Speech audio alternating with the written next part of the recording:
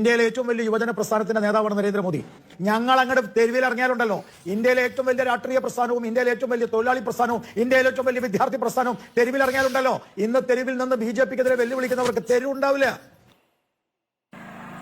25ഓളം വിദ്യാർത്ഥികളെ നിഷ്ക്രൂരമായി കൊലയ്ക്ക് കൊടുത്തിട്ടാണ് വന്നിരുന്ന് ഈ ഡയലോഗ് അടിക്കുന്നത്. എന്തുളുപ്പുണ്ടെന്ന് ഓർക്കണം ഇവന്മാർക്ക്. ഒരു ജനാധിപത്യ രാജ്യത്തിന് മേലെ ഫാസിസ്റ്റ് ആശയങ്ങൾ അടിച്ചേൽപ്പിക്കുമ്പോ എന്ത് സംഭവിക്കുമെന്ന് ഇവന്മാര് തെരുവി കണ്ടതാണ്. രാജ്യത്തെ ഏറ്റവും വലിയ രാഷ്ട്രീയ പാർട്ടി വിദ്യാർത്ഥികൾക്ക് മുമ്പിൽ മുട്ടിലെഴയണ കണ്ടതാണ്. രാജി വെക്കില്ല എന്ന് പറഞ്ഞ് കടിച്ചു തൂങ്ങിക്കിടന്നവനെ അടിച്ചിറക്കിയത് നമ്മൾ കണ്ടതാണ്. ഇപ്പോഴും ഇതൊന്നും മനസ്സിലാക്കാത്തത് ഈ ചാണകം ദീനികൾ മാത്രമാണ്. മനസ്സിലാക്കണം, BJP എന്ന് പറയുന്ന ഫാസിസ്റ്റ് ആശയത്തെ ഈ പറയുന്ന BJPക്കാരോ ചാണകം തീനികളോ ഇവന്മാര് പോലും സഹിക്കില്ല. കാരണം പടിഞ്ഞിറന്ന് കോർപ്പറേറ്റുകളുടെ കാല് നക്കി പാദസേവ ചെയ്യുന്നവരാണ് ഇവര് പറയുന്ന ഒരു പ്രത്യേക മതത്തിന് പോലും ഇവരെ സഹിക്കാൻ കഴിയില്ല. മനസ്സിലാക്കണം, 25 കുട്ടികൾ മരിച്ചേ പിന്നെ പാർലമെന്റ് കത്തിക്കാൻ ചെന്നപ്പോഴാണ് വിദ്യാഭ്യാസ മന്ത്രി രാജിവെക്കുന്നത്. നമ്മുടെ നാടൊക്കെ ഇവന്മാര് ഭരിക്കുന്ന ഒരു കാലം വന്നു കഴിഞ്ഞാൽ നമ്മുടെ വരും തലമുറയെല്ലാം നീതിക്ക് വേണ്ടി എരന്ന് നിൽക്കേണ്ടവരും,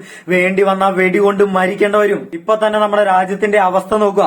സ്ത്രീകളെന്നില്ല, കുട്ടികളെന്നില്ല, കർഷകരെന്നില്ല, ട്രൈബൽസ് എന്നില്ല, എല്ലാവരെയും ഇവർക്കെതിരെ വരുന്ന എല്ലാത്തിനെയും വെടിവെച്ച് കൊന്നുകളയാണ്. അവരെ നിഷ്കരണം അടിച്ചമർത്തുവാണ്. ഇതുപോലെ തന്നെയാണ് യോഗിയുടെ UPയിൽ കൊച്ചുകുട്ടികൾ വിഷവായു ശ്വസിച്ച് മരിച്ചത്. പക്ഷെ ഒന്നിൽ ഇവരുടെ നേതാക്കന്മാർ ഉത്തരവാദികളല്ല.